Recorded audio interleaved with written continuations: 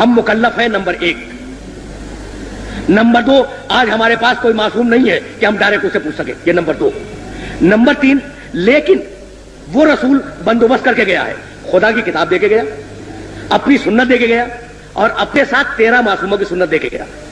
Number 4، اب اگر ہم اس کتاب کو براہ راست سمجھ سکتے ہیں، اس کی سنت کو براہ راست سمجھ سکتے ہیں، معصومین کی سنت کو براہ راست سمجھ سکتے ہیں، تو ہم بینی و بین اللہ اسے سمجھیں اور جو حکم اس میں سے نکالے وہی ہمارے حق میں اللہ کا حکم ہوگا۔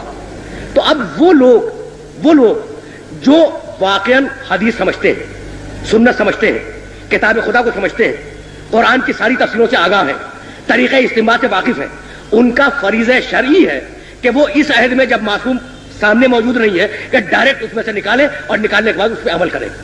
تو مجتہد تو چھوٹ گیا کہ اسے کتاب دیکھی، سنت دیکھی، اور دیکھنے کے بعد رزلٹ نکالا، اور رزلٹ نکالنے کے بعد اس نے عمل کر لیا۔ آپ کیا کریں اور میں کیا کروں مثلا؟ بھائی اب پبلک کیا کرے، ہے نا؟ تو اب پبلک کو پھر واپس چلنا پڑے گا ان معصوموں کی بارگاہ میں کہ ان سے انڈیکیشن ملے اور ان سے ڈائریکشن ملے۔ تو میں یہ عرض کر رہا تھا کہ بھائی 4 ہیں نواب ارواج کہلاتے ہیں، 4۔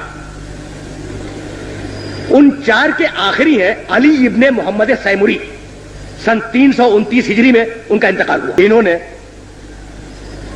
خط لکھا امام کے نام، خط کا جواب آیا، وہ ٹیکسٹ، وہ جواب آج تک بہار الانوار میں، کافی میں اور دوسری جگہوں پہ موجود ہے۔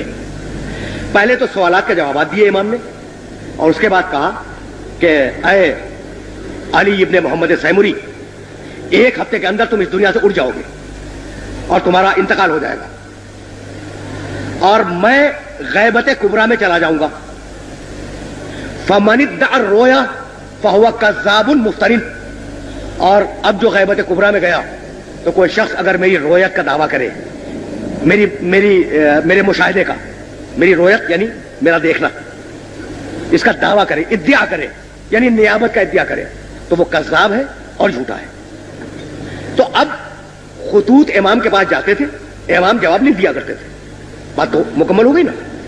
اب میں جا رہا ہوں، یہ خطوط والا کانٹیکٹ ختم ہو گیا، تو وہ عمل حوادث الواقعہ فرجعوا الی روات احادیثنا، دیکھو قیامت تک آنے والے جتنے بھی مسائل ہیں ان میں ہمارے راویان حدیث کی طرف رجوع کرنا، جو لوگ ہماری حدیثوں کی روایت کرتے ہیں ان کی طرف رجوع کرنا۔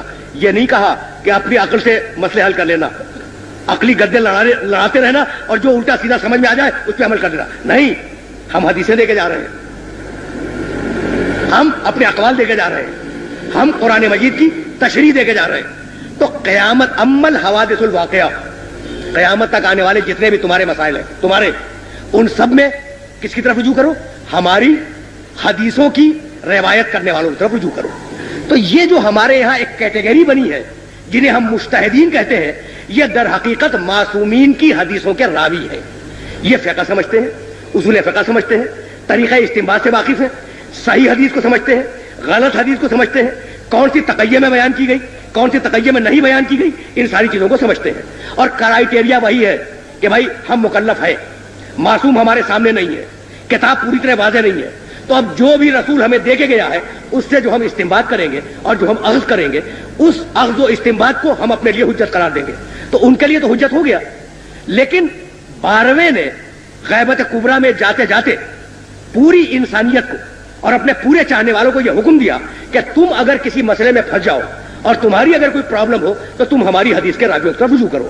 اب اس راوی حدیث کو آپ چاہے مفتی کہہ لیں، چاہے مرجع کہہ لیں، چاہے مجتہد کہہ لیں، چاہے کچھ اور کہہ لیں، حکم امام یہ ہے کہ اگر تم کسی مسئلے میں پھنس جاؤ اور اٹک جاؤ اور تمہیں اس مسئلے کا حل نہ معلوم ہو تو اس کی طرف رجوع کرو۔ اور یہی حکم قرآن تھا کہ فاسألوا اہل الذکر ان کنتم لا تعلمون، اگر تم جاہل ہو تو اہل الذکر سے سوال کرو۔ اب میں آپ کو ایک موضوع، عربی زبان ایک ہے لفظ طہر، قرآن میں استعمال ہوا ہے۔ اچھا، طہر کے عجیب معنی ہے۔ طہر کے معنی عورت کی زندگی میں مہینے کے اندر وہ پیریڈ جس میں عورت نجس ہوتی ہے، اسے کہتے ہیں عربی زبان میں طہر۔ اور مزے کی بات یہ ہے کہ اسی عربی زبان میں طہر کے معنی ہے عورت کا اس نجاست سے پاک ہو جانا۔ تو ایک ہی لفظ میں نجس ہو جانا بھی مطلب ہے اور ایک ہی لفظ میں پاک ہو جانا بھی مطلب ہے. اب قرآن نے کہا، بھائی بڑی مجبوری ہے کہ میں اس کو واضح کرنے پہ مجبور ہوں. قرآن نے کہا کہ دیکھو عورتوں کے قریب مت جاؤ جب تک کہ وہ طہر میں نہ آ جائیں. اب بتائیے کیا مطلب نکالیں گے آپ؟ اچھا قرآن ہے اور تھوڑی دیر کے لیے آپ فرض کریں کہ حدیث ایک بھی نہیں ملتی اس کے اوپر. یہ مقصود بات کر رہا ہوں تاکہ بات واضح ہو جائے. حدیث ایک بھی نہیں ملتی اور آیت رکھی ہوئی ہے کہ عورتوں کے قریب مت جانا حتی یطہرن، جب تک کہ وہ طہر میں نہ آ جائے. اچھا تو اب رزلٹ کیا نکلا؟ ایک تو لفظ قریب آ گیا. ایک قریب جانا پاس بیٹھ جانا، دوسرا قریب وہ جانا جو نکاح کا منشا ہے. تو قریب جانے کے معنی کیا لیں گے آپ؟ پہلا سوال یہ ہو گیا. دوسرا سوال یہ ہو گیا کہ طہر کے معنی کیا لیں گے؟ کہ نجاست ڈسکنٹینیو ہو جائے یہ معنی لیں گے، یا وہ باقاعدہ غسل کر کے طاہر ہو جائے یہ معنی لیں گے. تو ایک چھوٹی سی آیت کے 4 معنی نکل آئے.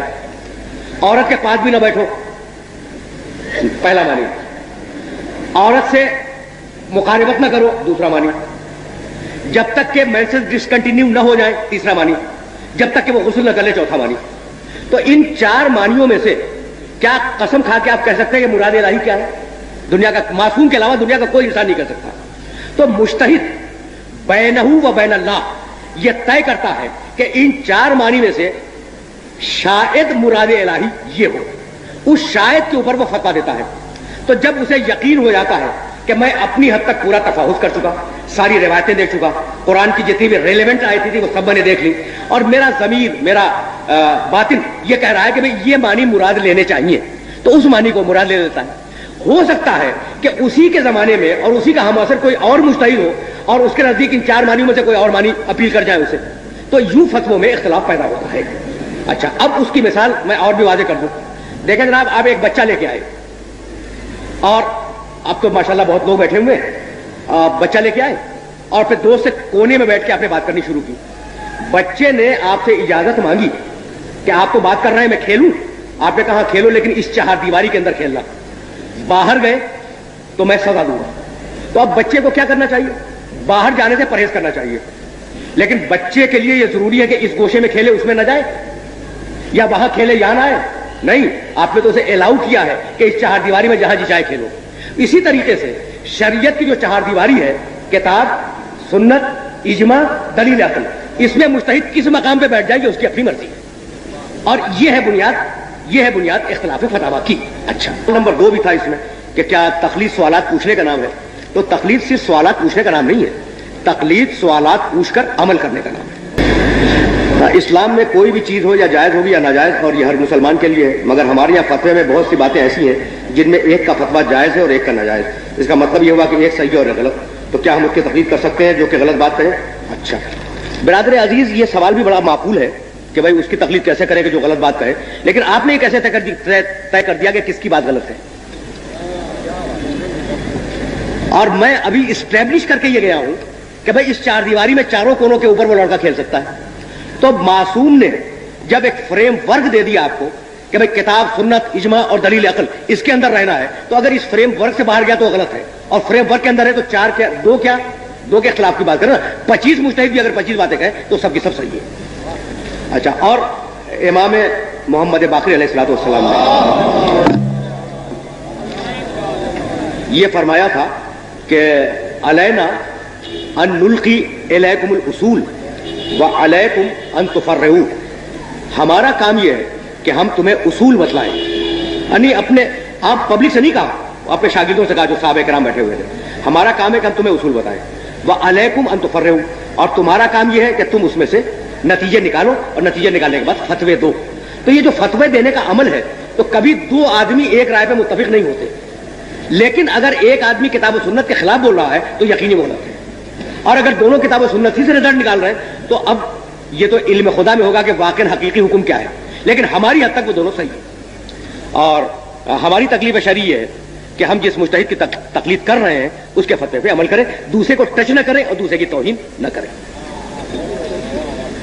اس لیے کہ دوسرا جو ہے وہ بھی کتاب و سنت سے نکال رہا ہے، اپنی رائے سے نہیں. کیا عدل ممبر کا تقاضا یہ نہیں ہے کہ مقرر وہ چیز بیان کرے جو قوم کے لیے جاننا ضروری ہے، مثلا مسائل فقہ؟ عدل ممبر کا تقاضا یہ نہیں ہے. بہت بھائی سوال ہی تھا. اچھا اس لیے کہ مسائل فقہ تو ہر وقت بیان کرنا چاہیے, صرف ممبر کا تقاضا تھوڑی ہے. آپ گھر میں بیٹھے جب بھی مسائل فقہ بیان کریں, باپ اپنے بیٹے کو بتائے, بھائی اپنے بھائی کو بتائے, استاد اپنے شاگرد کو بتائے, فقہ کے بغیر تو ایک قدم آگے نہیں چل سکتا آدمی. تو فقط ممبر سے منعقد کرتے ہیں سر. زندگی کے ہر موڑ کے اوپر فقہ جانی ضروری ہے. آخر خدا نے آخری امام کو غیبت کے پردے میں چھپا کر تقلید وغیرہ کے مسئلے سے ہمیں کیوں دوچار کیا؟ دیگر 11 اماموں کی طرح ہم بھی ڈائریکٹ امام کے اطاعت میں رہتے, نہ کہ مجتہد تقلید میں. بات تو بڑی معقول ہے. ہمارے یہاں ایک گروہ ہے جو تقلید وغیرہ مانتا ہی نہیں. وہ کہتے ہیں کہ قرآن خود پڑھو, خود سمجھو اور عمل کرو. ان کے بارے میں کیا حکم ہے؟ کیا اردو میں کوئی ایسی جامع کتاب ہے جو مجتہد کے فتویٰ کے اختلافات اور دیگر باتوں کے بارے میں تفصیل سے آگاہ کر سکے؟ نام بتا دیجیے. تو برادر عزیز, اردو میں تو کوئی جامع کتاب خود فقہ پہ نہیں ہے, تو فتوے کے اختلافات پہ کیا ہوگی؟ یہ ہماری بدقسمتی ہے کہ ہماری زبان میں ایسی کوئی کتاب نہیں ہے. اور اختلاف فتاویٰ بڑے اونچے درجے کی کتابوں میں ہے, جیسے جواہر الکلام ہے, ہدایت الناظرہ ہے, جو ہماری فقہ کی 40 اور 50 جلدوں کی کتابیں, یہ ان کے اندر ہے. تو اردو میں ایسی کوئی کتاب موجود نہیں ہے. دوسرا سوال یہ ہے کہ ہمارے یہاں ایک گروہ ہے جو تقلید وغیرہ کو مانتا ہی نہیں. وہ کہتے ہیں کہ قرآن خود پڑھو, قرآن خود سمجھو اور عمل کرو. کیا کہنا ہے ابھی؟ قرآن واقعی خود پڑھنا چاہیے, خود سمجھنا چاہیے, عمل بھی کرنا چاہیے.